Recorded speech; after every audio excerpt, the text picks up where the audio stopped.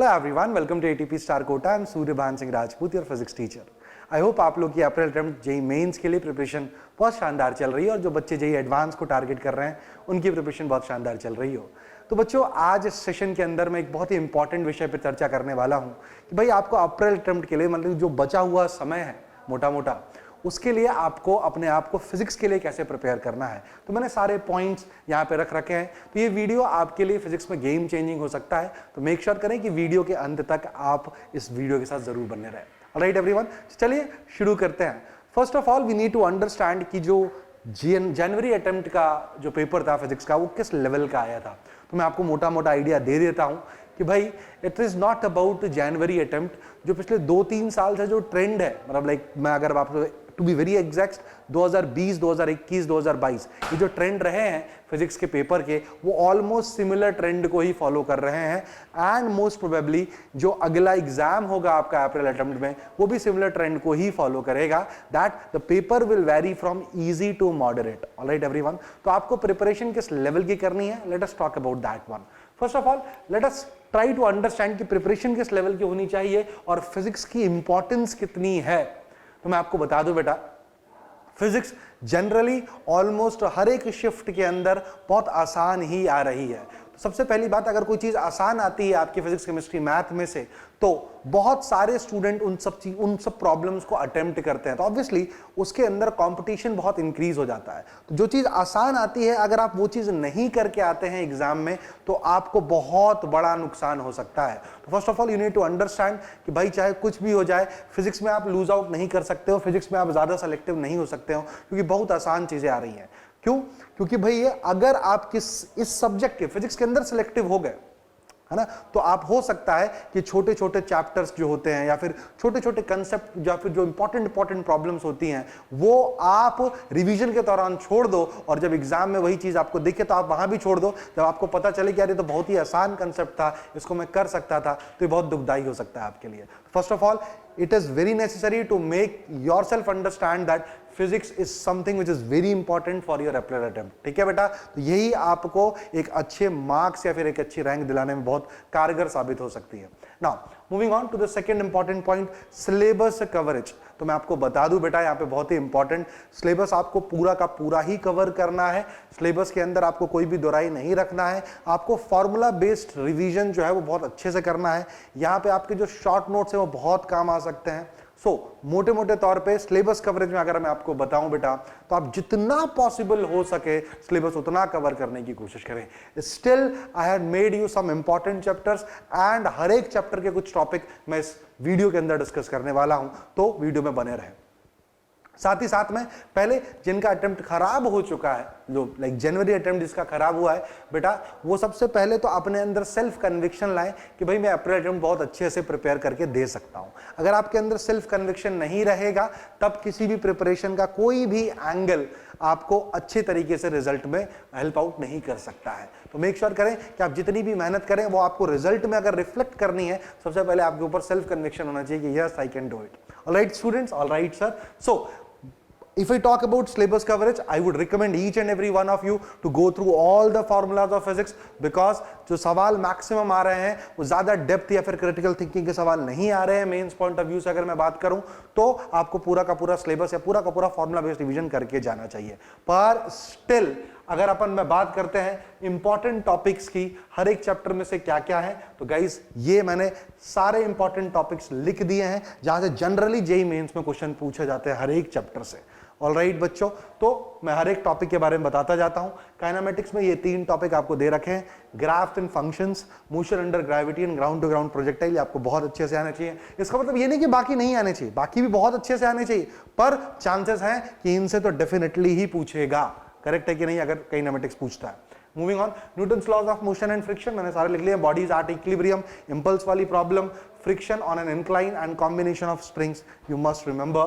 Moving on to work, power and energy, spring problems, energy conservation involving gravity and friction and vertical circular motion के simple सवाल। Circular motion में kinematics of circular motion and conical pendulum के problems.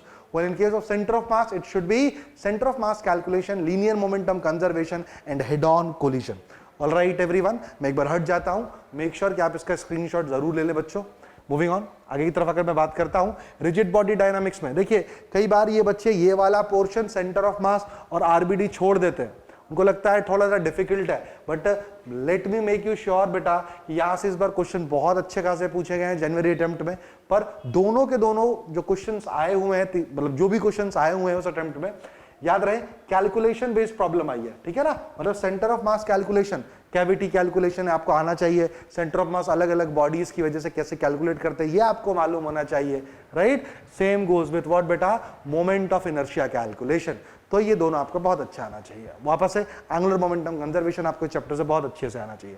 If I talk about simple harmonic motion, simple harmonic motion से एक spring block problem, simple pendulum और जो displacement, velocity, acceleration, energy in SHM में calculation होती है ये आपको आना चाहिए। वेव्स के अंदर बेटा Doppler effect very important, equation of a travelling wave, organ pipe and string fixed और फ्री एंड, ये वाले सवाल आपको बहुत अच्छे से आने चाहिए।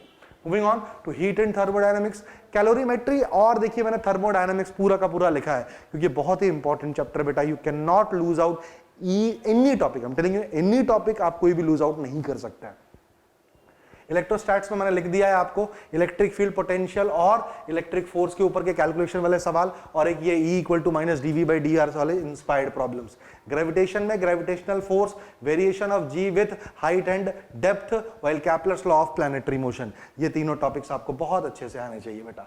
Moving on, so if I talk about the next chapter that is current and electricity which is very important chapter, इसके अंदर फिर भी मैंने कुछ specifics बता रखे हैं, you can take a screenshot of this also which is reduction of circuit applying KVL KCL, combination of cell instruments and current and voltage distribution, almost पूरा का पूरा chapter ही आ गया because it is a very important problem.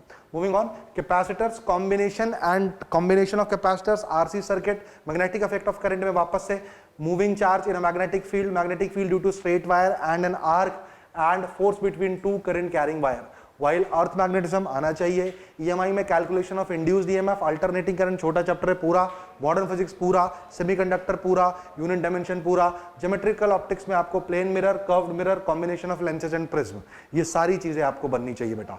Alright, तो आप इसका screenshot भी ले सकते हैं। नाउ अब बात आता है जेन्युइनली बताओ कि सर आपने तो ऑलमोस्ट इसमें सारी चीजें बता दी हैं, लेकिन इस पे ध्यान से देखोगे तो ऑलमोस्ट मैंने इंपॉर्टेंट टॉपिक भी बताए हैं। तो अगर आप थोड़ा बहुत सेलेक्टिव होना भी चाहते हो तो मेक श्योर करें कि इन चैप्टर्स के अंदर से ये जो इंपॉर्टेंट टॉपिक बताए हैं आप इन पे जरूर से जरूर सवाल लाए। बाकी अगर थोड़ा बहुत कोई टॉपिक है तो उस पर आप सेलेक्टिव हो सकते हो, but I would not recommend to be selective because it is very important. क्या कि फिजिक्स बहुत आसान आ रही है, कॉम्पिटिशन एकदम बता रहा हूं बेटा बहुत ज्यादा टफ होने वाला है फिजिक्स के अंदर, स्पेसिफिकली अप्रैल में, ठीक है। तो मेक श्योर करें बेटा कि आप सारी चीजें पढ़ के जाएं। और तो और अब आते हैं आगे। अब नेक्स्ट इंपॉर्टेंट थिंग मैं अगर आपको बताऊं, अगर 11th और 12th के प्रोपोर्शन को माने और पिछले 1-2 साल का पैटर्न देखें या फिर जनवरी अटेम्प्ट का भी पैटर्न देखें तो फिजिक्स में मोर और लेस 11th 12th बराबर ही आ रही है, थोड़ी सी 11th ज्यादा ही आ रही है, लाइक 58 और 48, 52 और 48% का रेशियो है, पर स्टिल अपन मान के चल सकते हैं 50-50% का रेशियो है, राइट। तो डिस्ट्रीब्यूशन देख सकते हैं एकदम ही नॉर्मल है, बट उन डिस्ट्रीब्यूशन के अंदर कुछ ऐसे चैप्टर्स होते हैं विच यू कैन नेवर मिस बच्चे, जिसको आप बिल्कुल भी मिस नहीं कर सकते हो। कौन कौन से चैप्टर्स हैं that you can never miss for your next attempt, मैं आगे बताने वाला हूं। इससे पहले कि मैं बात बताऊं, आप नीचे मुझे कमेंट सेक्शन में जरूर बताएं क्या कि आप नेक्स्ट टाइम कितना टारगेट कर रहे हैं फिजिक्स में, कितने नंबर ऑफ प्रॉब्लम्स टारगेट कर रहे हैं, ताकि आपको कन्विक्शन आए कि यस मुझे यार 20 या 22 या 23 प्रॉब्लम जो है करके आना एग्जाम के अंदर। तो मेक श्योर करें कि आप नीचे कमेंट बॉक्स में जरूर बताएं। ना बच्चों ध्यान से देखेंगे, नाउ मस्ट डू चैप्टर्स की अगर मैं बात करता हूं, तो these are the chapters which you can not lose. All right everyone, the first chapter is current and electricity, the second is thermodynamics, the third is modern physics, the fourth is semiconductor physics, the fifth is kinematics, sixth is magnetic effect of current and seventh is gravitation। बेटा अगर आप मतलब like ये वो chapter हैं जहां पे 2 या 2 से अधिक सवाल पूछने की, एक ही शिफ्ट के अंदर 2 या 2 से अधिक सवाल पूछने की टेंडेंसीज रहती हैं। तो मेक श्योर करें कि आप इन सारे चैप्टर्स में से कोई भी चैप्टर मिस आउट ना करें बेटा, इनके आप डेप्थ स्टडी करें, इनके आप PYQs लगाएं, इनके आप जितने अच्छे सवाल हो सकते हैं उतने सवाल लगाएं। आइए वापस चलते हैं आगे की तरफ। एडिशनल टिप की अगर मैं बात करूं तो इजी 4 मार्क टॉपिक कौन कौन से हैं? ठीक है बेटा, ये तो कंफर्म आएंगे आपके एग्जाम में और इजी किल टॉपिक्स होते हैं, तो इनको आप बहुत अच्छे से करके जाएं बेटा। क्या क्या कर सकते हैं बेटा आप? लॉजिक गेट कर सकते हो, फोटो इलेक्ट्रिक इफेक्ट कर सकते हो, calculation of centre of mass कर सकते हो, लेंस और मिरर फॉर्मूला का रिवीजन, उसके ऊपर 2-4 सवाल, ईएम वेव का एक सवाल पक्का ही आना है, motion of charge in a magnetic field r equal to mv upon qB वाली चीजें, और आप एटीपी स्टार फिजिक्स का चैनल जो है उसको भी ज्वाइन कर सकते हो, उसके अंदर मैं बहुत बढ़िया बढ़िया कंटेंट लाते रहता हूं इसी के बेसिस पे 4 मार्क्स टॉपिक पे, राइट बेटा। और टेलीग्राम ग्रुप बिल्कुल आप ज्वाइन कर सकते हैं, आपको अगर आपको अच्छे रिसोर्सेज चाहिए तो हमारे एटीपी स्टार का। ऑलराइट एवरीवन, ऑलराइट बच्चों, चलिए आगे की तरफ बात करते हैं अपने नेक्स्ट पॉइंट की। नेक्स्ट पॉइंट की अगर मैं बात करूं आपसे बेटा, so that was mock test. अब यहां पे एक सवाल आता है कि सर क्या अभी हमें पार्ट टेस्ट देना चाहिए या मॉक टेस्ट देना चाहिए, या कब हमें मॉक टेस्ट देना चाहिए? तो चलिए मैं आपको एक अभी रिकमेंड करूंगा, अगर अभी आपका सिलेबस कंप्लीशन नहीं है, या फिर मतलब मैक्सिमम वही बच्चे होंगे जो सिलेबस कंप्लीशन जो जूझ रहे होंगे, जिनकी 90 to 93 परसेंटाइल से कम बनी थी फर्स्ट अटेम्प्ट में फिजिक्स के अंदर, ऑलराइट बच्चे, तो आई वुड रिकमेंड एवरीवन कि टेक दिस मंथ और you could take 10 more days of March to complete your syllabus, क्योंकि सिलेबस पे अभी फोकस करना बहुत जरूरी है बेटा। आप पूरा सिलेबस करने की कोशिश करें फिजिक्स के अंदर, क्योंकि अगर आप सिलेबस पे फोकस नहीं करेंगे, आप देख रहे हैं क्योंकि जो यूनिफॉर्मिटी है, मतलब लाइक जितना 11 से पूछा जा रहा है उतना 12 से पूछा जा रहा है, और कुछ चैप्टर आपने छोड़ दिए, चैप्टर से 3 सवाल आ गए, 2 सवाल आ गए, 4 सवाल आ गए, तो आपको बहुत ज्यादा लॉस हो सकता है। तो अगले 10 दिन या 15 दिन आप टारगेट कर सकते हो अपने सिलेबस कंप्लीशन पे, राइट बच्चे। And once you completed the syllabus, go all in for mock test. Mock test की फ्रीक्वेंसीज आप बढ़ा सकते हैं फुल टेस्ट के रिस्पेक्ट में। किसमें? फुल टेस्ट के रिस्पेक्ट में। आप जो भी मॉक टेस्ट दें कोशिश करें फुल टेस्ट देने की। किसकी करें बेटा? फुल टेस्ट देने की। चलिए आगे की तरफ चलते हैं, moving on. Now the next thing is short notes. Mock test में सबसे पहले फ्रीक्वेंसी बता दी मैंने दोबारा से ना, मॉक टेस्ट जो भी दे बेटा फुल टेस्ट की अभी से हैबिट डाल दे, नहीं तो बाद में लेट हो जाएगा। अभी से फुल टेस्ट की हैबिट देना स्टार्ट करें और साथ साथ में अपना कोर्स कंप्लीशन करते रहे। और फ्रीक्वेंसी हर 2 या 3 दिन में आप एक मॉक टेस्ट बिल्कुल दे सकते हैं, कोई भी दिक्कत नहीं है। पर इंपॉर्टेंट यह है कि आप मॉक टेस्ट को एनालाइज करते हैं या नहीं। मेक श्योर करें कि जैसे ही आप मॉक टेस्ट देते हैं आप उसको प्रॉपर्ली एनालाइज करें, एनालाइज करके पता करें कि भाई किन एरिया से मुझसे सवाल नहीं बने और किस टाइप के सवाल नहीं बने। जिस टाइप के सवाल नहीं बने उस टाइप के प्रॉब्लम सॉल्विंग करें, ताकि आपको एग्जाम में किसी भी प्रकार का अगर कैसी भी टाइप का सवाल आए तो आप अच्छे से बना पाए। Moving on to the short notes. बेटा मैं दोबारा बोल रहा हूं, short notes has become inevitable for April attempt, क्योंकि बेटा फिजिक्स के अंदर ना अगर तेरे पास पूरे फॉर्मूलेस का बवंडर एक साथ तेरे दिमाग में नहीं घूम रहा है ना बच्चे, तो दिक्कत वाली बात है ना। फिजिक्स के अंदर तो बेटा पूरा जितना अच्छा तू शॉर्ट नोट्स बनाया होगा ना, उतना अच्छा तुझे लगेगा रिवाइज करने में, और उतनी तुझे बेटर फील आएगी जब तू प्रॉब्लम सॉल्विंग कर रहा होगा, राइट। तो कभी भी प्रॉब्लम सॉल्विंग या फिर किसी भी प्रकार का मॉक टेस्ट देते हैं, आई would recommend every one of you कि एक बार फिजिक्स के फुल शॉर्ट नोट जरूर रिवाइज करके दें। और अभी भी आपने शॉर्ट नोट्स नहीं बनाए हैं तो मेक श्योर करें कि आप शॉर्ट नोट्स बना लें। दोबारा से मेरे टेलीग्राम ग्रुप में, जो हमारा टेलीग्राम ग्रुप है उसके अंदर मैंने कंसेप्ट मैप अपलोड कर रखे हैं, तो जिन बच्चों ने नहीं देखे हैं मेक श्योर करें आप टेलीग्राम ग्रुप ज्वाइन करके वो कंसेप्ट मैप देख लें, उससे आपको बहुत ज्यादा हेल्प मिलने वाली है। Alright everyone, alright. Short notes are very important because ये आपका वन स्टॉप सोल्यूशन हो जाएंगे एग्जाम से पहले। ऑलराइट बच्चे, आगे बात करते हैं अपन रिसोर्सेस की। सी, इस पॉइंट ऑफ टाइम पे रिसोर्सेस आपके पास मतलब अथाह है। लाइक अभी आपको ना मतलब जैसे जैसे एग्जाम पास आता जाएगा यूट्यूब चैनल पे आपको खूब सारे रिसोर्सेज मिलेंगे, यहां वहां फलाना ढमकाना, पर you need to stick to the basics बच्चे, है ना। आपके पास 3 सब्जेक्ट है पढ़ने के लिए, है ना। तो सबसे क्वालिटी रिसोर्स होता है बेटा प्रीवियस ईयर क्वेश्चंस, है ना। तो जितने भी स्टूडेंट्स अप्रैल अटेम्प्ट को टारगेट कर रहे हैं, मेक श्योर करें कि पिछले 3 से 4 साल के आप पीवाईक्यू जरूर लगा लें बेटा, क्योंकि पिछले 4 से 5 साल के अंदर ही इतने सफिशिएंट अमाउंट ऑफ पीवाईक्यूज हैं जिनका हिसाब नहीं है। समझ रहे हो कि नहीं। तो पीवाईक्यूज से बेटर कुछ भी नहीं है। एक पीवाईक्यूज कर लो और दूसरा आप जो रैंक बूस्टिंग कोर्स है हमारा, उसकी सीपीपीज तो भयंकर रेलेवेंट होती है, तो आप आरबीसी ज्वाइन करके उसकी सीपीपीज भी कर सकते हो, ठीक है। तो पीवाईक्यूज, आरबीसी की सीपीपी और आरबीसी की DPP, that are sufficient attempts. Alright everyone, alright बच्चे, आगे की मैं बात करता हूं गाइडेंस। नाउ इस पॉइंट ऑफ टाइम पे आपको समझना बहुत जरूरी है that you need right guidance, right. आपको ना कुछ भी अनशन गाइडेंस नहीं, आपको किसी को देख के अपने सिलेबस के पीछे नहीं भागना है ना। Take a proper academic guidance, ठीक है कि नहीं। आप प्रॉपर एकेडमिक गाइडेंस ले, किसी अपने टीचर से पूछे कि सर मुझे कौन सा मटेरियल सॉल्व करना चाहिए, कौन सी बुक मुझे सॉल्व करनी चाहिए, है ना सर, मैं कितना टाइम दूं कितना टाइम ना दूं, क्या मैं जो पढ़ रहा हूं ये अननेसेसरी है, क्या मेरे में पूछता है या नहीं पूछता है। किसी भैया से आपको गाइडेंस लेने की जरूरत नहीं है, या फिर किसी अपने सहपाठी से गाइडेंस लेने की जरूरत नहीं है। It will waste your time and in fact dilute your preparation by some extent. तो मेक श्योर करें बच्चों कि आपको ऐसी स्थिति से ना गुजरना पड़े। Always seek guidance from an experience academician.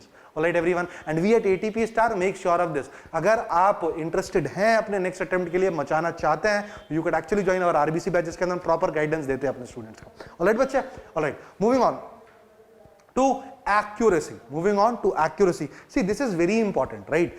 Accuracy पे हम लोग ध्यान नहीं देते, हमको लगता है हमने पढ़ लिया है ना, ऐसे लेट लेट के अपन पढ़ लेते हैं, उसी में सवाल कर लेते हैं, तो और हमको क्या लगता है कि हम एग्जाम में सवाल कन्वर्ट कर लेंगे। पर एक्चुअल रियल टाइम में जब अपन सवाल बनाने बैठते हैं तो हमको पता चलता है यार अभी तो फॉर्मूला ही रिकॉल नहीं हो रहा है। See so that's where accuracy comes from. तो मेक श्योर करें आप टाइम बाउंड प्रैक्टिस करें एक्यूरेसी को इंप्रूव करने के लिए। जब भी आप 10 सवाल करने बैठे इस टाइम पे तो आपको हर एक सब्जेक्ट में, not in physics, it should go for chemistry and mathematics also, make sure to have a time bound practice. It is not necessarily to have a time bound practice of 2 or 3 minutes, take minimum time of 4 minutes. ठीक है, आप 4 minute का समय लो, मुझे 4 minute में सवाल करने हैं, मुझे 20 सवाल दिख रहे हैं, मुझे 80 मिनट में करना है, खत्म।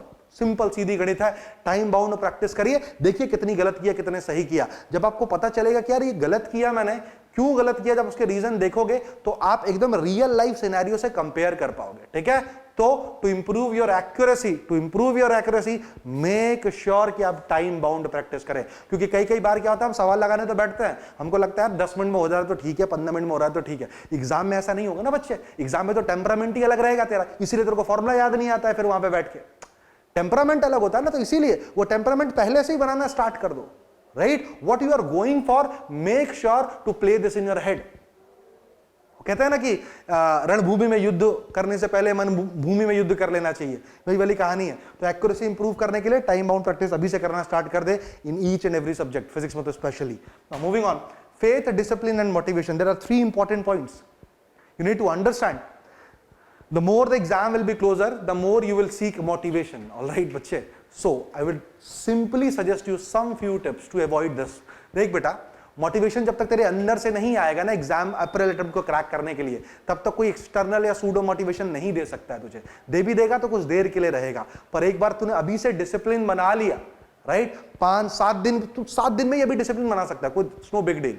7 दिन में अगर तूने अपने डिसिप्लिन को अच्छे से एक एज दे दिया, राइट, तो आप ऑटोमेटिकली तू काम करेगा, तेरे को मोटिवेशन की जरूरत ही नहीं पड़ेगी, ऑटोमेटिक काम करेगा तू, है ना। तो discipline is far important than motivation. And yes, before doing anything have faith in yourself that you will crack it. तो मेक श्योर करें आप कमेंट बॉक्स में मुझे लिख के बताएं कि भैया मैं इतने सवाल करके आऊंगा।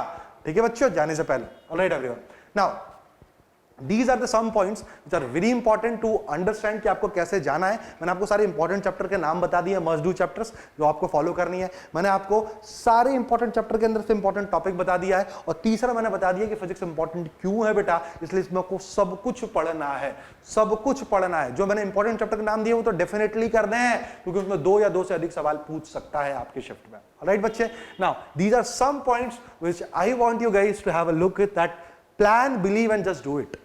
There's no other way, right? Don't think about your result, है ना। आप ज्यादा रिजल्ट के बारे में मत सोचो, आप प्लान करो अपने शेड्यूल को, है ना, और उसके बाद plan, believe and just do it, काम पे लग जाओ, that's it. Now second is be goal oriented not time oriented. कई स्टूडेंट यहाँ पे पूछेंगे सर क्या शेड्यूल होना चाहिए, फिजिक्स कितने घंटे पढ़ूं, केमिस्ट्री कितने घंटे पढ़ूं, मैथ्स कितने घंटे पढ़ूं। अरे बुद्धू, तेरे को ये चीज कोई नहीं बता सकता है, समझ रहा है? क्यों नहीं बता सकता है? बिकॉज तेरा टाइम जोन, तेरा कंफर्ट जोन सब बच्चे के लिए अलग अलग होता है। तो सबसे पहली बात तो टाइम ओरिएंटेड स्टडी होनी नहीं चाहिए। तेरा एक ही काम है, गोल, पढ़ना है तुझे। तो तेरा क्या है, तुझे गोल ओरिएंटेड होना है। यार भाई मुझे आज ये चैप्टर करना है, मुझे इस चैप्टर की कंप्लीशन करना है, इस चैप्टर के PYQs लगाने हैं। Make sure that you create your goal every day and before sleeping you finish it. Alright बच्चे, तो so you need to be goal oriented not time oriented. Making, आगे की तरफ बढ़ते हैं। Social media is killing your chances of selection. ठीक है, see कई बार हम क्या होता है, सोशल मीडिया देखना, इंस्टाग्राम रील वगैरह स्टार्ट कर देते हैं, राइट, तो हमारा बहुत सारा समय चला जाता है। समय की तो बात है ही नहीं, समय के साथ साथ आपकी एनर्जी भी ड्रेन आउट हो रही है, राइट। जो आपका फोकस होना चाहिए था सवालों पे, वो सवालों की जगह कहीं और है focus, right. So it is not only about time, it is about losing your concentration also. मतलब क्या, मतलब जब तू वापस पढ़ने भी बैठेगा ना तो तेरा और समय लगेगा फोकस को रिटेन करने में। So for some time being stop experiencing social media, guys. All right, it's very important, right? Moving on, one day or day one, it's on you. Obvious सी बात है, अगर आज सोच रहा है या अभी सोच रहा है कल से करूंगा, करेक्ट है कि नहीं, तेरे ऊपर ही डिपेंड करता है और किसी के ऊपर डिपेंड नहीं करता है। It's actually on you. और तेरे को ऐसा मोटिवेशन ऐसा चाहिए भी ना तो बस हमेशा याद रख लेना कि भाई जेईई मेंस की तैयारी तूने स्टार्ट क्यों की थी, ठीक है?